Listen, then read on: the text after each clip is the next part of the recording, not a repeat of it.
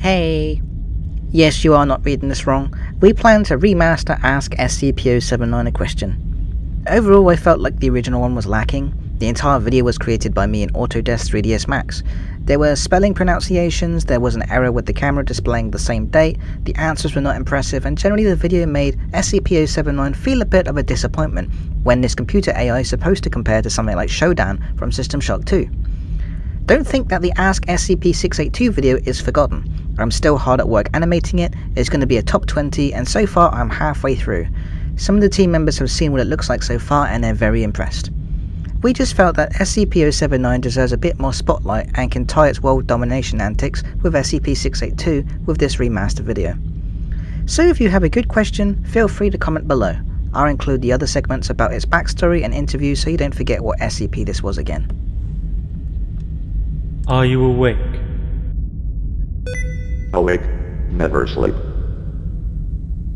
Do you remember talking to me a few hours ago about the logic puzzles? Logic puzzles, memory and Violet. Yes. You said you would work on the two studies. Interrupt. Request reason for imprisonment. You aren't imprisoned. Lie. 83. You are just in study. Insult deletion of unwanted file.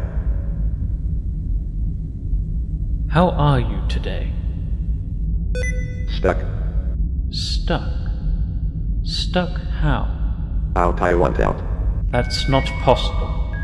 Where is SCP-682? That's not your concern. Where is SCP-076-2? Again, not your concern. Insult deletion of unwanted file.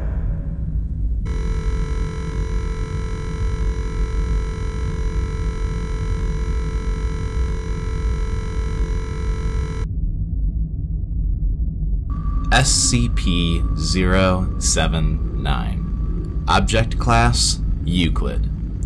SCP-079 is an Exidy Sorcerer microcomputer built in 1978. In 1981, however, its owner, who is now deceased, a college sophomore, took it upon himself to attempt to code an AI.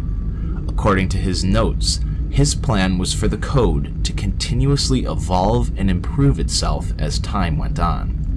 His project was completed a few months later, and after some tests and tweaks, he lost interest and moved on to a different brand of microcomputer.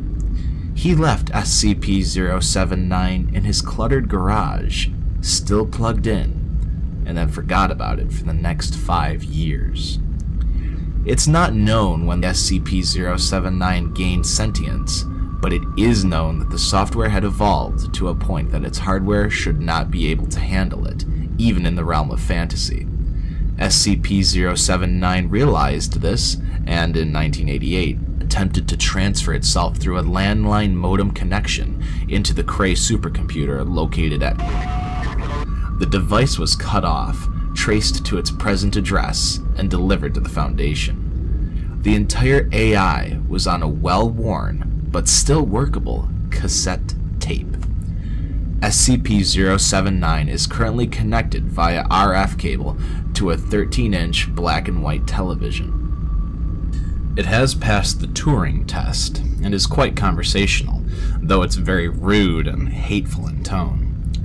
Due to the limited memory that it has to work with, SCP-079 can only recall information that it has received within the previous 24 hours. Due to a containment breach, SCP-079 and SCP-682 were contained within the same chamber for 43 minutes. Observers noticed that SCP-682 was able to communicate with SCP-079, including the telling of personal stories between themselves. While SCP-079 was not able to remember the encounter, it appears to have permanently stored SCP-682 into its memory, often asking to speak to it again. SCP-079 is packed away in a double-locked room in the secured holding area at Site-15, connected by a 120 VAC power cord to a small array of batteries and solar panels.